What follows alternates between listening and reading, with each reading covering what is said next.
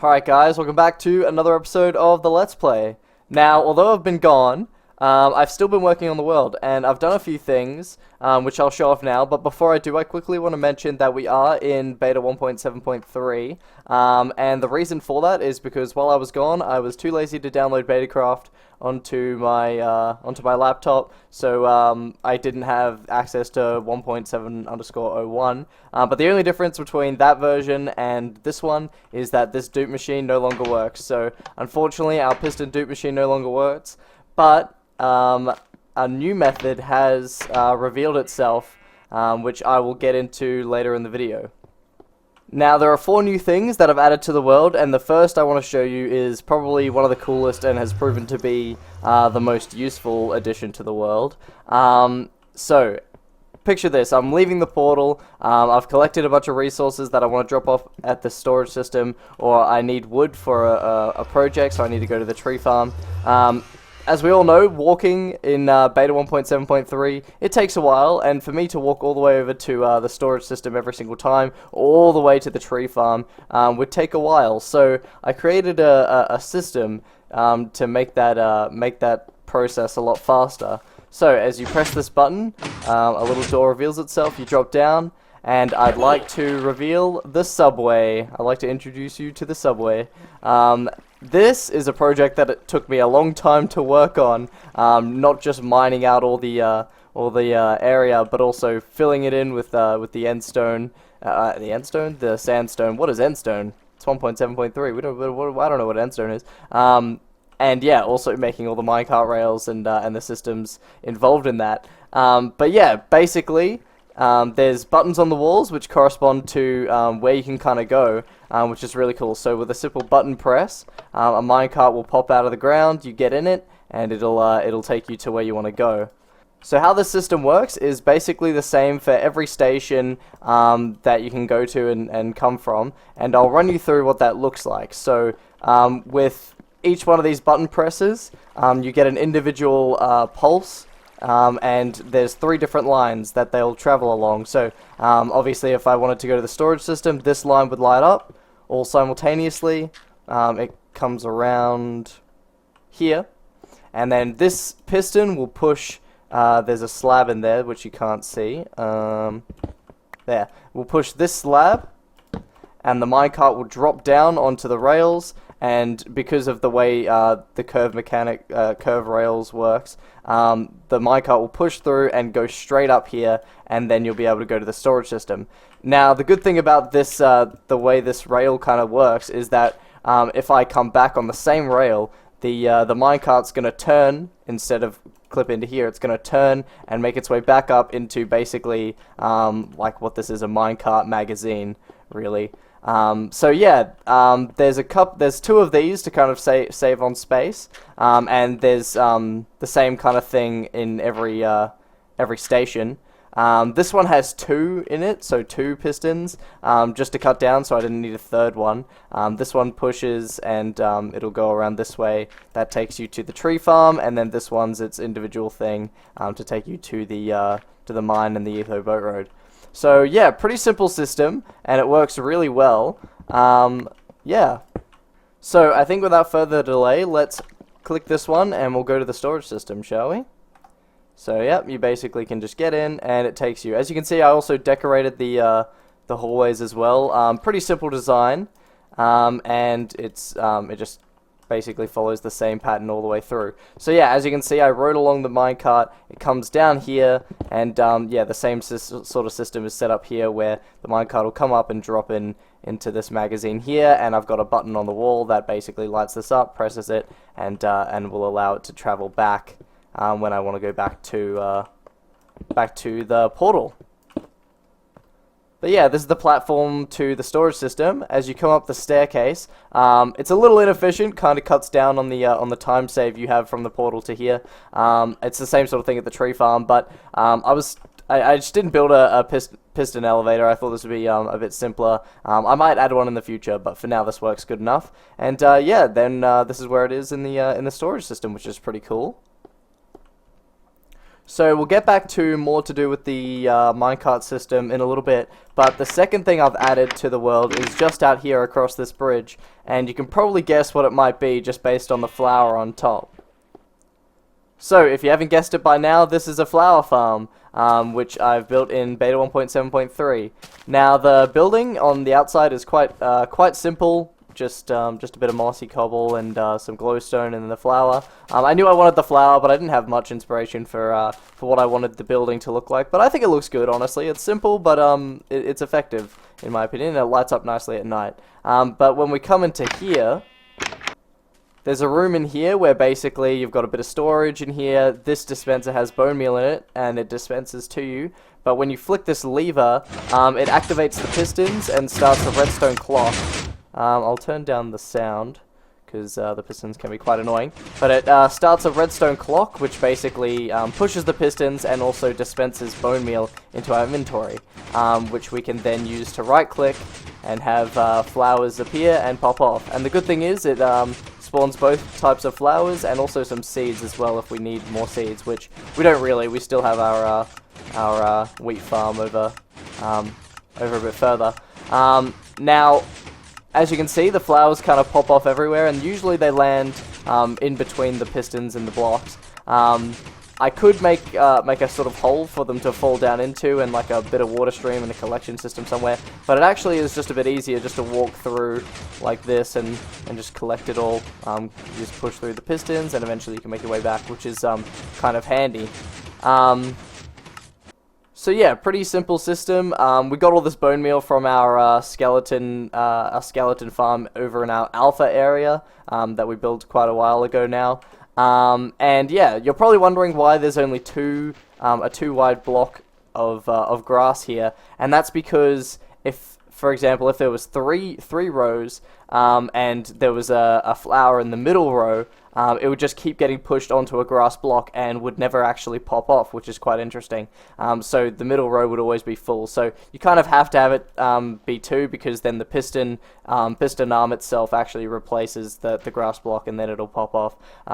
So yeah, and it works pretty well, honestly. I mean, this is all just being in here for not even that long at all. So yeah, it's quite good, and it's pretty simple, but I like it. So yeah. Okay, but back down in the subway, quite possibly the hardest connection to make of the rail system was from the storage system to the tree farm, because this rail line here is being taken up by the portal to the storage system, and this rail here was already being used from the portal to the tree farm. So I didn't really know what to do. I didn't really want it to pop out here, because I didn't want to have to walk all the way across to get in it and something like that. So I decided to make it a hidden way for the minecart to come, which basically is you press this button and it drops down from the ceiling, which is kind of cool. You do have to push it yourself to get there, but I think it's a much cooler idea. And also on the way back, you push it in here, and this actually helps take it back up to where it needs to be. But I'll show you what that looks like.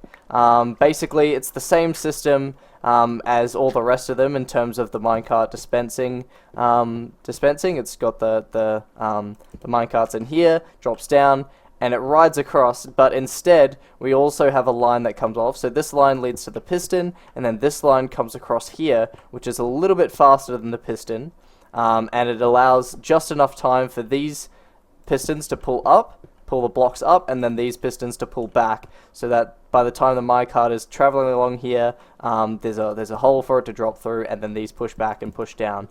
So it's all perfectly timed. I thought this would actually be a real pain, but it actually turned out to work perfectly first try, which was a very uncommon occurrence for me. But yeah, I'm pretty glad it worked out like that. But anyway, let's actually use the system to get over to the tree farm, which is where our third addition to the world is. Alright, so here at the tree farm, the addition that was made is actually a simple cosmetic one to the roof, which you can kind of see through the glass here. But we'll make our way up to the roof so you can have a better look at it.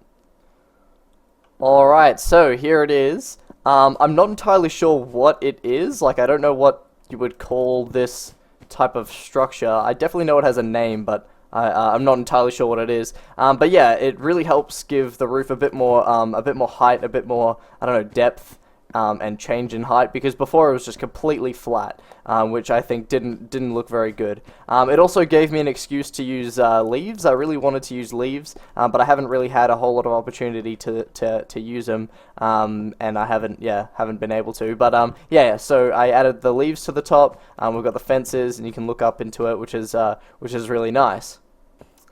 But yeah, you may think this is quite simple, but in reality it actually kind of wasn't. So in this version you can't place fences down at all unless there is a solid block underneath them that you can place them on. Like I can't right click the side of this wood here and have the fence place. It just doesn't work. So you need to have a solid block underneath, which meant I covered basically this whole. Basically, under every fence gate you see right now, I had a line of dirt. I had dirt all the way around this place, and then placed the fences on top, which was a bit of a pain, but it all worked out in the end. I think it looks really nice for it. And the only other problem is every now and again you might see a piece of glass. And basically what that is in this version, leaves decay if they're not close enough or touching a wood block. So this spot right here is too far away from a wood block to connect to it, so it decays every time you place one, which does mean that I had to fill the space. So I considered filling it with like green wool, but it didn't look too good. So I ended up just going with the glass because it's see-through, like the well, it's kind of transparent, like the leaves. So yeah, I think it looks good. It's a bit subtle. This is the biggest spot here, but I think it actually looks good. It adds a bit of light down there, which I think actually looks quite good in the end. It was more of a happy accident than anything. This does actually also serve a practical purpose as well. So when my world got corrupted and the seed changed, this area became a frozen biome, which means that once weather was added, it started to snow here. And basically, after I added this red carpet all the way around, this whole area was getting covered in snow, and I couldn't see anything. So it was quite sad, and it didn't look good. So adding this on top, snow can't form on top of leaves. So yeah, it looks way better. The snow doesn't cover this area anymore, which I'm much happier about. It didn't look very good with the snow. So yeah, that's the third addition to the world. Okay, so one last trip back to the portal along the subway. I'll actually time lapse this so you can kind of see the whole thing.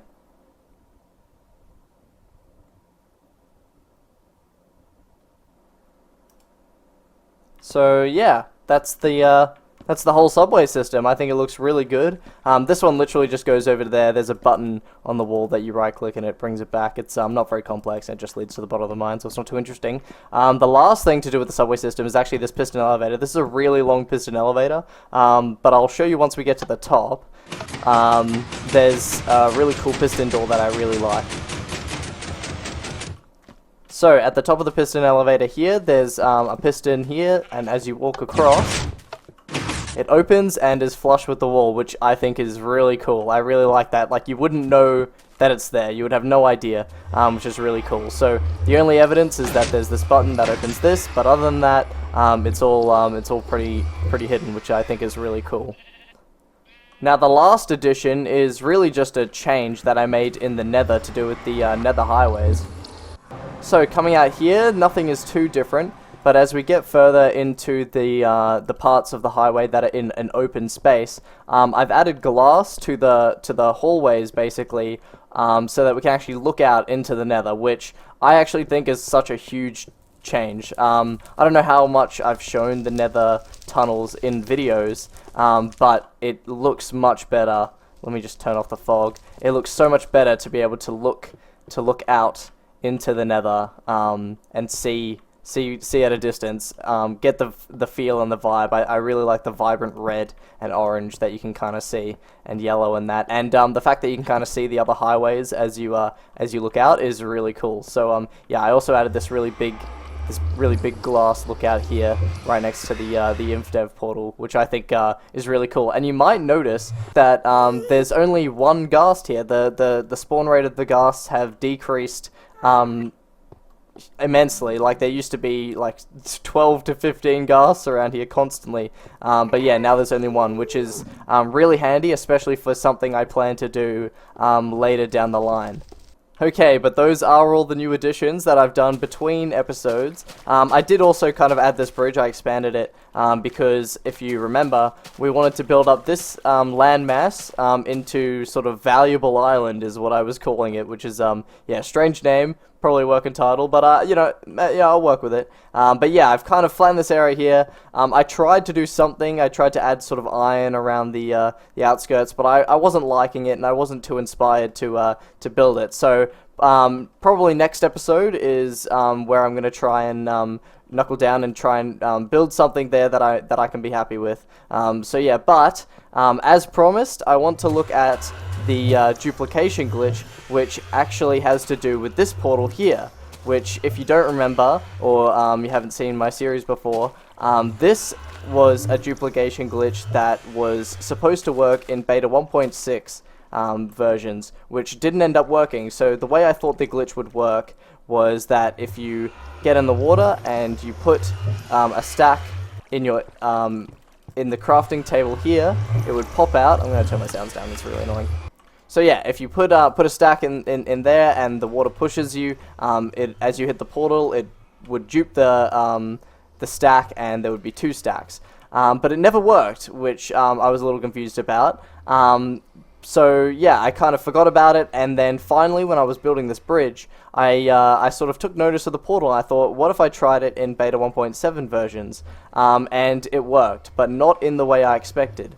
So you get in the water, you put a stack in, and it pops it out, and just like it did before, it left a block on the floor like that back in 1.6 versions. But this time now, you get this block here. Basically a ghost block in your inventory that isn't real. It's you can't place it. If you try and place it, it disappears. I can step into this block as many times as I want, and basically I'll pick it up. But yeah, it's a ghost block. Now, interestingly, you can't really do anything with it until, that is, you just right click. And as you can see, when I right click, I'm getting blocks of wood in my inventory. Now, these aren't fake blocks. These are real blocks that I can actually use on the ground. They're real, and I can pick them back up. They're real blocks. This is duplicating blocks at a very fast rate. Now, obviously, just right-clicking would take a while to get anything. So if you use like a macro or an auto clicker, you'd be able to fill up stacks in no time at all. It would be ridiculous.